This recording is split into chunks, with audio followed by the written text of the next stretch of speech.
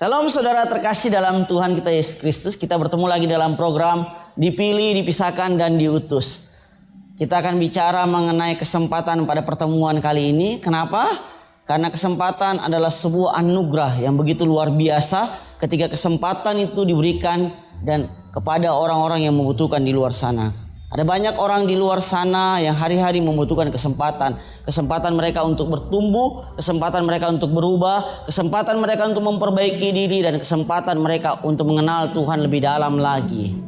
Tetapi ada banyak hari-hari ini orang yang sangat sulit memberikan kesempatan kepada orang lain untuk mereka mengalami sebuah perubahan atau pertemuan dengan Tuhan. Kita perlu belajar bagaimana tentang Kristus, bagaimana cara hidup Yesus yang ketika dia ada di dunia, ada banyak orang yang menerima kesempatan, yang akhirnya ketika kesempatan itu mereka alami dan diberikan oleh Tuhan, mereka akhirnya merubah, mereka akhirnya meninggalkan cara hidup mereka yang lama, dan mereka akhirnya survive dengan kehidupan yang baru bersama dengan Tuhan, dan kemudian Tuhan memakai mereka dengan luar biasa. Dan pertanyaannya hari ini, maukah saudara dan saya menjadi orang-orang yang memberikan kesempatan kepada orang lain?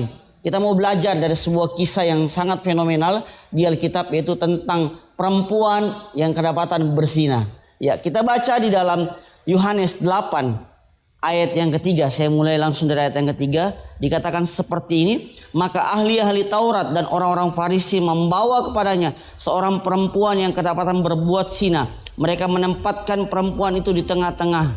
Lalu berkatalah kepada Yesus, Rabi, perempuan ini tertangkap basah ketika ia sedang berbuat zina. Kita loncat kepada ayat yang ke-9. Tetapi setelah mereka mendengar perkataan itu, pergilah mereka seorang demi seorang, mulai dari yang tertua. Akhirnya tinggallah Yesus seorang diri dengan perempuan itu yang tetap di tempatnya. Lalu Yesus bangkit berdiri dan berkata kepadanya, hai perempuan, di manakah mereka? Tidak adakah seorang menghukum engkau? Jawabnya, tidak ada Tuhan. Lalu kata Yesus, aku pun tidak menghukum engkau.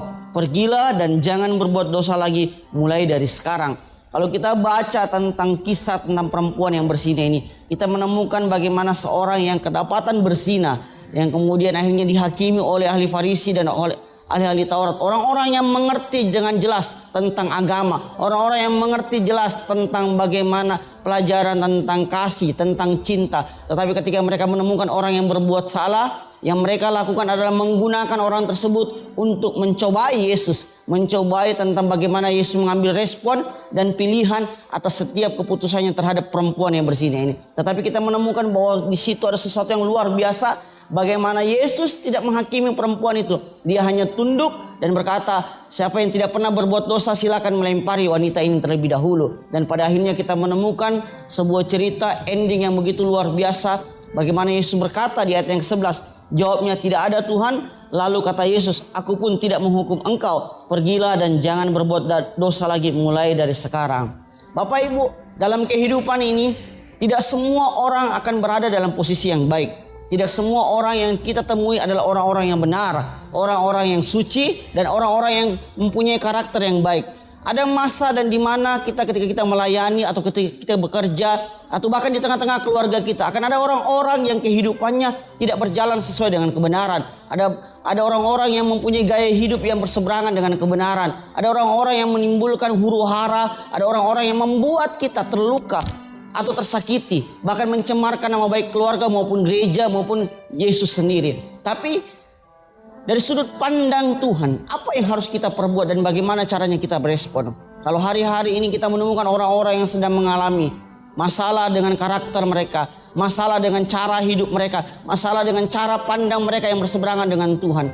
Mari kita mesti lebih bijaksana dalam hal ini. Mari kita melihat bagaimana Yesus memandang perempuan berzina bukan dari sudut pandang kelakuannya, bukan dari sudut pandang tentang apa yang dia sudah buat yang mendukakan hati Tuhan. Tapi Yesus memandangnya dari sudut pandang pribadi yang dapat berubah, pribadi yang perlu diselamatkan, dan pribadi yang perlu dibawa untuk mengenal Tuhan lebih dalam lagi. Sehingga Yesus memberikan sebuah kesempatan, sebuah anugerah yang luar biasa, yaitu tidak menghakimi, tapi memberikan kesempatan.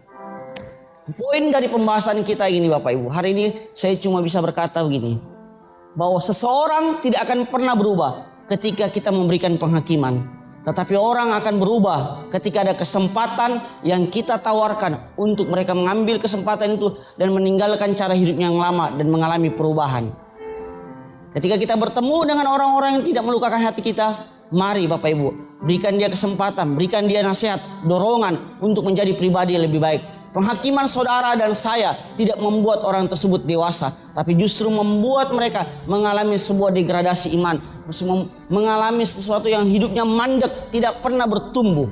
Jadi ketika ada orang-orang di sekitar kita yang hari-hari ini berbuat salah, sebagai orang yang dewasa di dalam Tuhan, sebagai orang-orang yang sudah melayani, sebagai orang-orang yang sudah memimpin gereja, maupun sebagai kita para pemimpin-pemimpin kelompok umur, baik itu youth, anak sekolah minggu, kaum bapak, kaum ibu, pemimpin komsel, bahkan gembala-gembala. Ketika kita menemukan orang-orang yang kita pimpin berbuat kesalahan, kita tidak kompromi dengan dosanya dan pelanggarannya, tapi kita mau berkata bahwa marilah belajar dari kesalahan dan tinggalkan kesalahanmu dan kemudian memperbaiki hidupmu untuk menjadi lebih baik.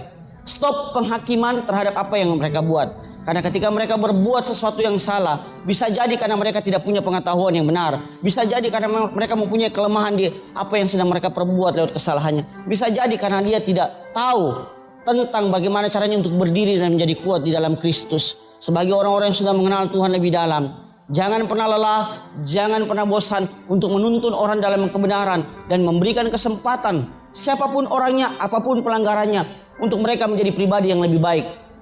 Sekali lagi, kesempatan adalah cara Tuhan untuk mengubahkan seseorang. Penghakiman membuat seseorang semakin jatuh dan semakin tenggelam dalam dosanya. Tapi kesempatan dan anugerah membuat orang untuk mengambil keputusan, berubah dan mencintai Tuhan. God bless you.